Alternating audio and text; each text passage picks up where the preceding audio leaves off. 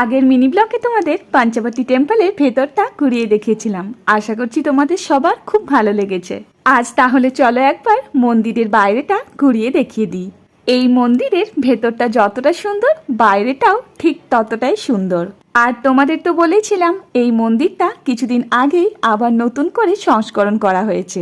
এই যে দরজাটা দেখলে, এটা হচ্ছে মন্দিরের ঠিক পাশের দরজা। এদিক থেকেও মন্দিরে প্রবেশ করা যায়।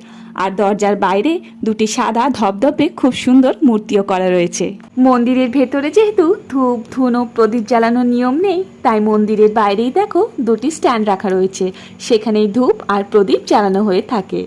অবশ্যই কিন্তু তোমরা কমেন্ট করে জানিও মন্দিরটা তোমাদের কেমন লাগলো। আর তোমাদের আগের দিনেই বলেছিলাম মন্দিরে আরতি শুরু হয়ে গেছে, তাই পণ্ডিতজি দেখো মন্দিরের মুখ্য দরজার সামনেই যে ঘন্টাটি রয়েছে সেটি বাজানোর জন্য বাইরে বেরিয়ে এসেছেন। চলো আজ তবে যাই, দেখা হচ্ছে আবার কাল।